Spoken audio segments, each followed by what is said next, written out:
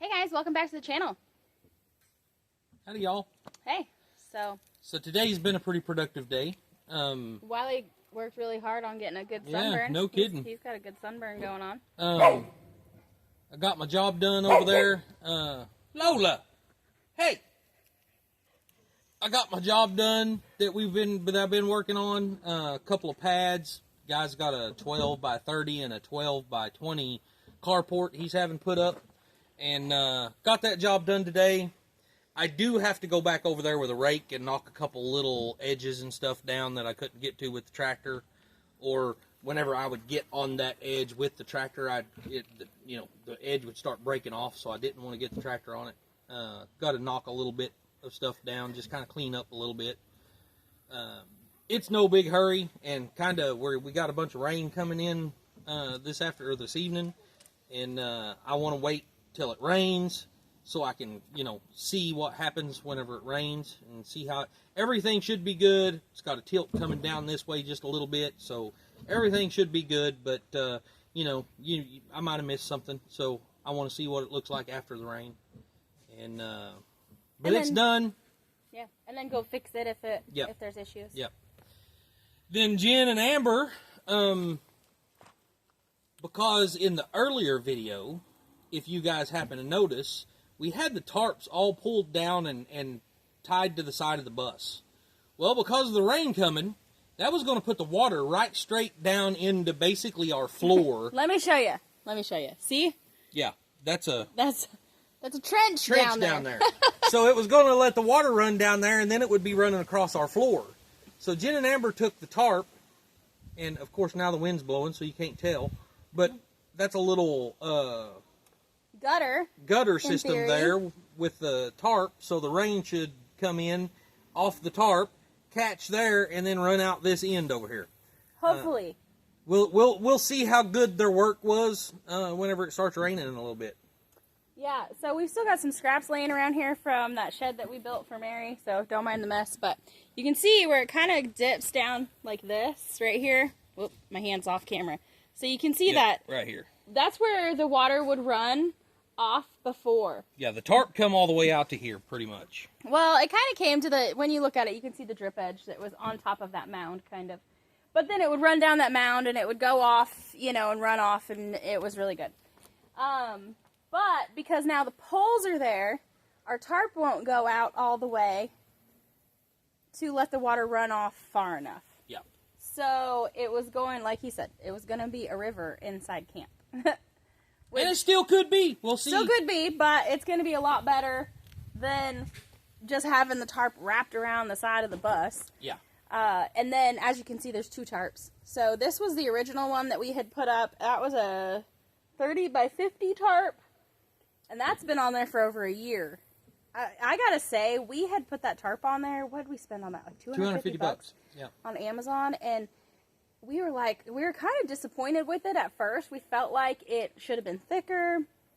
But I've gotta say, I'm actually very impressed. Because it's been over a year. And we went through some pretty severe storms last year. Yeah. And it's held up amazingly well. Yes, and something else I've noticed, our friends Sean and Rachel, so a few months back we had if you're new to our channel or missed it, a few months back we actually had an issue with a propane tank with our stove inside, and it ended up catching fire and burning a hole like the size of a swimming pool. Yeah, about 8-foot diameter hole in the roof. So on the other side. Imagine not this side, but the other side, like a big old hole. Yeah. Right, let's see if I can get it. Like right in here was about an 8-foot diameter hole that was burnt in the tarp. Yeah. And the day that happened, we were outside working, and we heard it, and we all ran inside. Luckily, we acted fast, got it turned off, got it put out and everything. So what happened is we was cooking. There was food on the stove, and our big propane tank, the plastic fitting on the propane tank just broke off, just fell off. So it was shooting propane straight over to where our stove was. Luckily, the stove was on, and it just, caught the propane on fire as soon as it come out, and it was, just shut the propane tank off. It was done, over with. Extremely lucky that it happened the way it did. That sounds like, to some people, that might not sound like we were lucky. Explain why. Explain why that was the better scenario. Well, so, I mean, had it not instantly caught on fire like that, it would have filled our whole house with propane. Right. And there's no telling, I mean, heck, I might have walked in with a cigarette in my mouth. I mean, there's no telling what could have ignited it. We have electronics in there that could have ignited it. Somebody might have walked in there and tried to light the stove. I mean, you never know.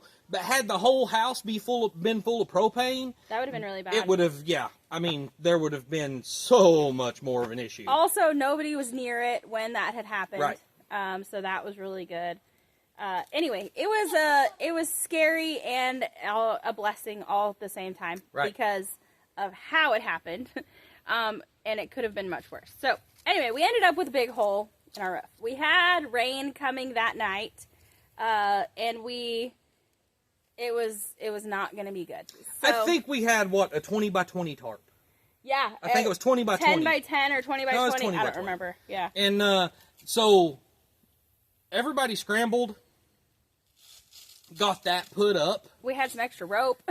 just to cover the hole, really. Uh-huh. It reached from the eave up here down to the other side, and it worked great. Just past the hole.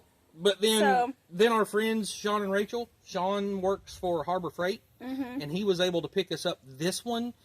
It just so happened that, I don't know, it was a couple of weeks later that this tarp went on sale at Harbor Freight. I think he said it was like $60. Yeah, $60. So they picked it up for us. Thanks again, Sean and Rachel. It's a 30 by 40, I believe. I believe so. You so can tell it was a little bit smaller than the original tarp we had, but it still worked. Oh, I mean, absolute blessing. Yeah, I still can't thank Sean enough for that. It's definitely gotten us through. While the bottom tarp has held up really well, it where it's rubbing along the edges and stuff, it had started to kind of break down a little bit.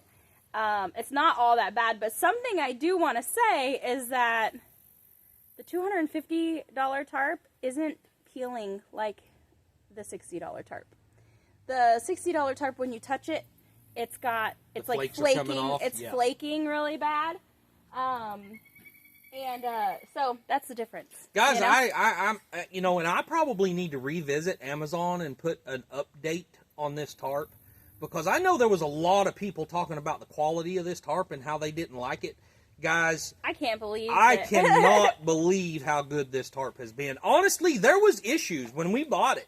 A couple of the seams, you could see where they melted the seams together. There was little tiny holes through the seams. You could tell that there was, it just wasn't. I honestly didn't think it was going to last a few months. No, and with when we were tying it down, we ripped a couple of the grommets out, pulling it a little bit too tight. But yeah, this is not a review. We are not paid to say this. We did buy that, and we're just saying it because I can't believe it's still holding up. But it's been an awesome tarp. I do not know what brand it is. All I know is that we got it on Amazon. It was about $250, and it's a 12 mil tarp. Yep. That's all I remember. Yep. But anyway, so the top tarp is what's actually keeping us dry. So the top tarp is, it's short enough that we could. Let me start over. Before we put the poles up, I wanted to say this before we went off squirrely on you. We had T-posts out here. They were kind of drove in the ground at an angle so that we could tie the rope to it. And as the wind would take the tarp, the T-post would kind of flex with it so it didn't rip the grommets. The tarp will flex when we get high winds, but we haven't really had any issues with it other than the edges kind of getting a little bit damaged. But because of where the poles are now, you can see that that bottom tarp is too long. Like, it's supposed to come out quite a bit further. And we would have had to go around it weird, and it was just, I wasn't confident that we could get it to drain right without all of the water coming inside. Because we don't have a permanent wall built here yet. Eventually, we're going to build a wall here, and then we're going to backfill that trench and kind of mound dirt up against the wall. and then we'll have a good slope on it, right, to have water run off and stuff. But that's not a today thing. Yeah. So instead, we used a couple 2x6s that we had laying around, and you can see how we did this. We left it a little bit loose on purpose because I want it to be like a gutter and catch the water. It's higher on that end than it is over here. I don't know if you can tell that in the camera because sometimes things are off. I mean, you can pretty well tell it's a downhill slope here. You can see the level of the top of the bus, and that tarp is pretty much level with our top of our bus. So you can tell that it's downhill. So ideally, in a perfect world, the rain that comes off of this side of the tarp will hit this makeshift gutter right here. And ideally, in a perfect world, it's not going to be more than it can handle. But it is like it has been up there for over a year. I can say this, that if it don't work, they done an excellent job trying. Yeah. We've already picked up everything except for the couches and the dining table off the floor that shouldn't get wet. So if there is a flood through there in the middle of the night, because it's happened before where we've gotten so much rain that I get up in the middle of the night to go to the bathroom and stepping out into, an inch of water. So I'm trying to prevent that because I like our couches and I don't want them to be ruined. Eventually we'll have like a wood floor in there, but that's also not a today project. Yeah, no. That's a future project when, it's not a necessity. So nope. It just hasn't happened yet. The gravel has served its purpose absolutely flawlessly. Yes. So, other than it sucks to walk barefoot. Yeah. So you got to keep your shoes Just on. keep house shoes sitting around. That's what I do. Yeah. The rugs, walking on the rugs, we have some camp rugs in there, like outdoor rugs that make it bearable. Make it for better. Me, at least. Yes. Right. And, but yeah, the gravel has worked really, really well. We learned when we first moved here, we were having issues with standing water. And when we first moved here, like, it was so wet. We had such a wet spring that it took us, we moved here in April and couldn't move our buses down here until June. This exact area right here, for you guys that have not been with us the whole time, this exact area right here, I literally got my buddy's backhoe, and I'm not talking about, like, messing up and getting stuck. I'm talking about driving across it and it just sinking. To the frame. It took, you got stuck. Literally 9 times. We counted it. 9 times. Here, this area in the front area out here in front of camp, it was so wet that backhoe just sank. And 9 times before he finally got it out onto like drier land. It was up the hill a little ways. It was bad. So that it was so bad. I mean, thankfully, has went away. I mean, now we've got kind of ditches here and, water transferred over here, whatever. And this is all good and stays good and solid now. It gets a little slick when it gets wet now because most of it's clay. Well, just the top layer. We need some topsoil for if we want to grow anything in it. Yeah. But it is nice because it all runs off really well. Yep. Except I don't know how this is going to work because we had a drain pipe right here at this corner that kind of took it past, camp a little ways. And this pole is pretty much right where the drain pipe was. Yeah. So we've got it to where it's going to drain right here. It's going to drain right here on this corner. And down on the ground, we took a bunch of rocks and stuff and piled it up around the post so that maybe if the water hits that spot, it'll hit the rocks and then run off instead of eroding the dirt around. That post should be deep enough in the ground that there's no worry. Yeah, it's probably 3 feet deep there. But yeah, so also I'm really excited to see how this all works out because we've got 2 posts here. This post is oak that we cut down here, and Wiley burned the bottom of it. We're kind of doing an experiment here. And then the post behind me, and then the post right, I can't point, over there behind Wiley, are also oak, but they're treated with, we did like an oiled transmission fluid kind of soak on them, which is supposed, if you don't know, tell people what the burning and that is for. like in the oil. Your wood has sugars in it. And termites, especially, like those sugars. That's why they go and eat the wood. They like the sugars. And then also, anything that can repel moisture is going to help to keep, it being waterlogged and rotten. So this is a couple 1,000-year-old technique, burning them. Soaking them with, of course, any modern day type sprays they have to do the same thing for lumber. But we have gallons and gallons and gallons and gallons of transmission fluid around here. Hundreds of gallons. So I'm just using transmission fluid. Same thing, guys. I mean, it's oil. It's killing. Basically. Nothing's going to want to eat that with transmission fluid on it. I promise you. And it's oil, a water repellent. Yeah, it repels it. It'll keep the water out. It kind of seals it. So also the burning. That's what you do whenever you burn your wood. Is you burn all those sugars and all that stuff up in there that attracts the termites. So same difference. This is just an older technique.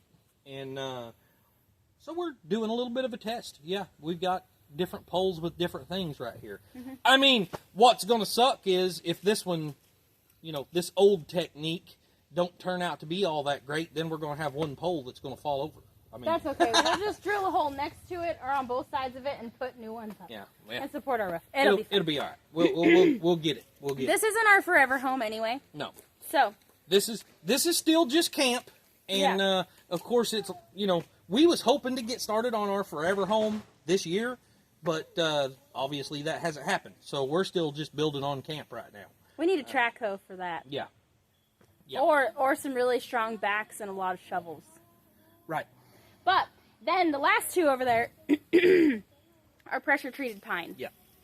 So, I'm curious to see in 10 years, 20 years, These are whatever. supposed to be ground contact. Yeah. Pressure-treated pine. So, yeah, we'll see between the two, the oak that's burnt, the oak that's soaked in transmission fluid. There's another oak right there that's soaked in transmission fluid. Then the pressure-treated pine that's supposed to be ground contact. We're going to find out which ones last longest. So if y'all are still with us in 10, 15, 20 years, yeah. if YouTube's still around, we'll give you an update on that. Because this camp is staying here permanently. Yeah. This is going to be kind of our,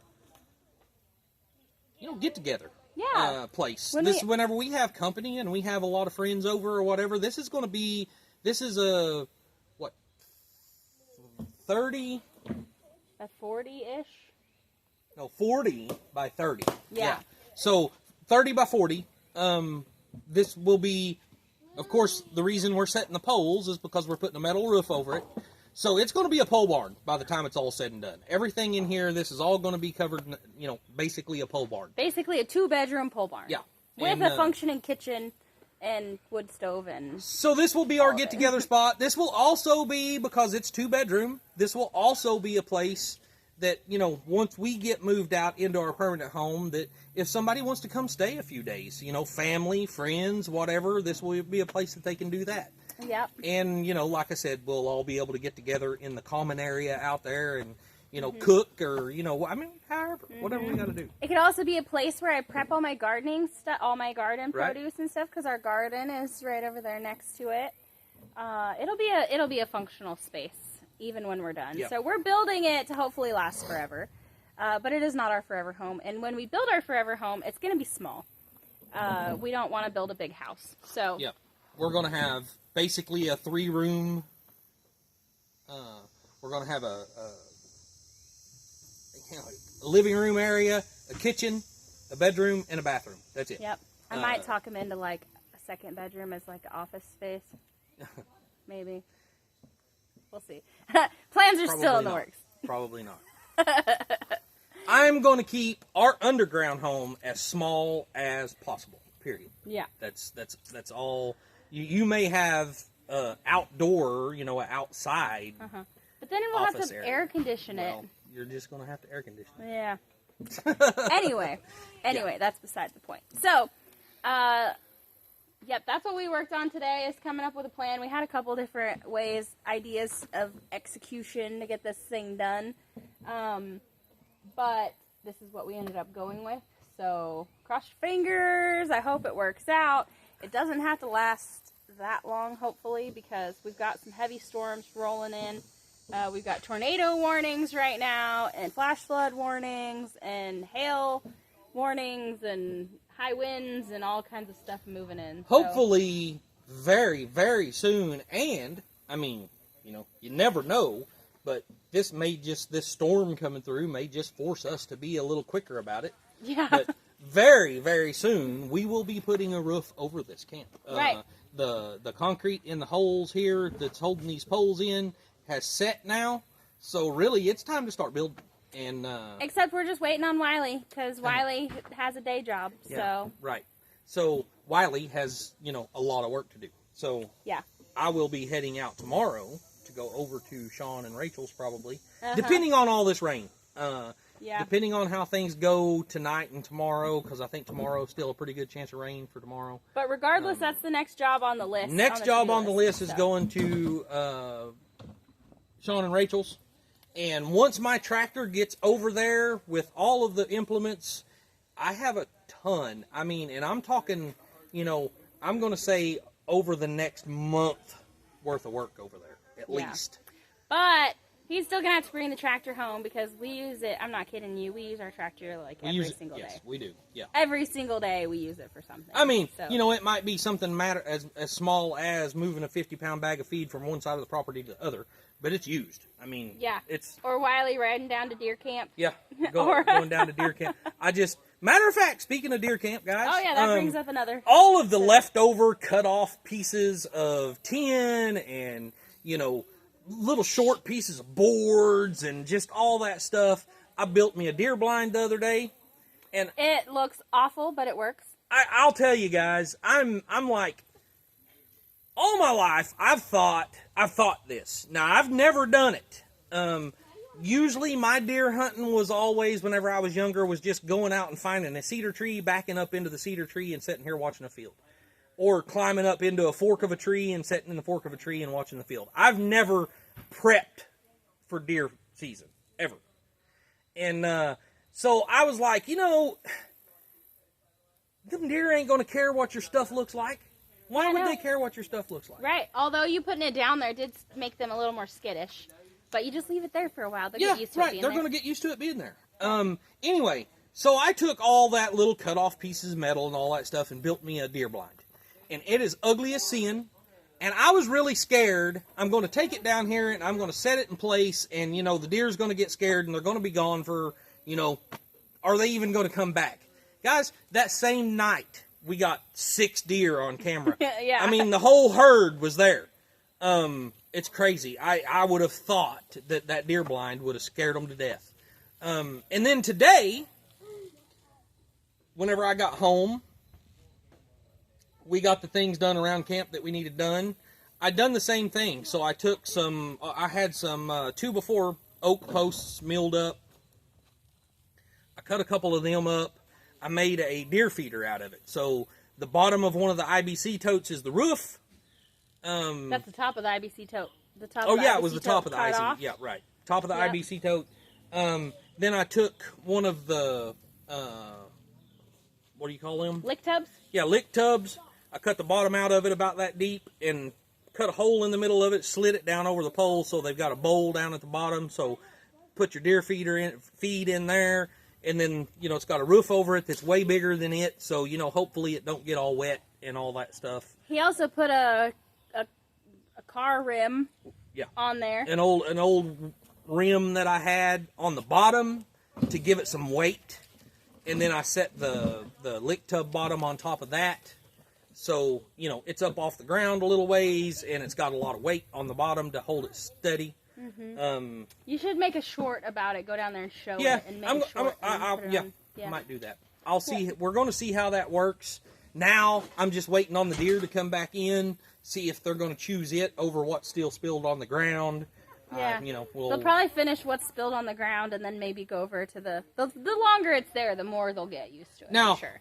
Guys, I don't know if it's our area or what, but I was at the local hardware store the other day in Magazine, and me and Jen was looking at their deer feed that they have out. And I bought a bag of what they call swamp chomp.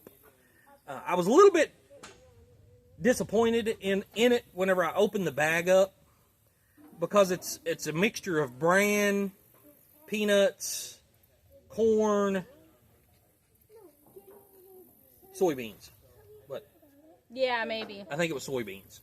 But anyway, I put a pile of that on the ground, and then I put the apple-scented corn around it. Guys, they have not touched that pile of swamp chomp, and they're eating the corn like crazy. So I don't think whatever it is, I don't think they want the bran. And why I'm disappointed is because I was thinking, there's going to be a lot of corn and, all that. Yeah, it's like mostly bran. We thought it was like a trail mix for the deer, and we're like, ooh, I bet that's a good treat for them, you know? It's mostly bran, and they're just not liking it. So, today, I bought, it's the same thing, but without the bran. So, it's peanuts, soybeans, corn. And I think that's there's something else. I feel like, for some reason, I'm feeling like there's something else, too. But anyway, and I bought some more apple-scented corn. So, the apple-scented corn is what they're used to, so I put half and half. I put half a bag on one side and half a bag on the other side. Did it hold half a bag on each side. Oh, sweet. So if you use the whole bag, it'll hold a 50-pound bag, yeah. By the way, it's apple-flavored corn. Apple-flavored, whatever. Yeah. Apple-scented, apple-flavored, whatever. I mean, I haven't tasted it, so... Yeah. I could only imagine what it would taste like. Yeah. I don't know. Yeah. I don't want to try it. I almost do want to try it, just to see. But maybe that's a video I'll have to make. Yeah. Guys, tasting should I try to eat a piece of corn out of the deer feeder and see what it tastes like? I'll record it. Let us know down in the comments. But I ain't eating it. I used to eat steamed corn all the time. Steamed corn with a little molasses on it. Whenever I worked for S&S Feed over in Shawnee, oh yeah, they had that steamed corn, the and feed. then it was crushed with molasses on it. Oh my gosh, guys, that was delicious stuff. So whenever I was bagging, and some of it would feel like I'd be picking the corn out and eating it. That was goat feed. Did Wiley ever tell y'all he grew up poor? Anyway, I'm just kidding. Anyway, yeah. So no, you're not kidding. No, we grew up pretty poor too. Anywho, so yeah, I guess that's it. Dinner is about done, so we should go do that. But we wanted to give you guys another update on our progress here. We may be giving you a roofless update tomorrow, depending on how bad this storm gets tonight. Yeah. Yeah. Yeah. Pray for anybody who's already been affected by the storm and anybody who might be affected by the storm. Also, pray for our friend Dana Mason. She's a friend of a lot of the YouTube community, and she is needing your prayers for health, healing, peace, all of that. Yes. Dana and Tim are very good people. Very good people. And she is having some very serious health issues right now. If so, yes. you've ever been to a YouTube meetup, you've probably met them. Yep. And if you didn't meet them, they're probably one of the people cooking the food. Yep. So, yep. Yeah, prayers for them. And, of course, the world in general. Right. But we love you guys. What do you say, Wiley? As always, y'all, work hard, stay humble, and love God. Amen. See you on the next one, y'all.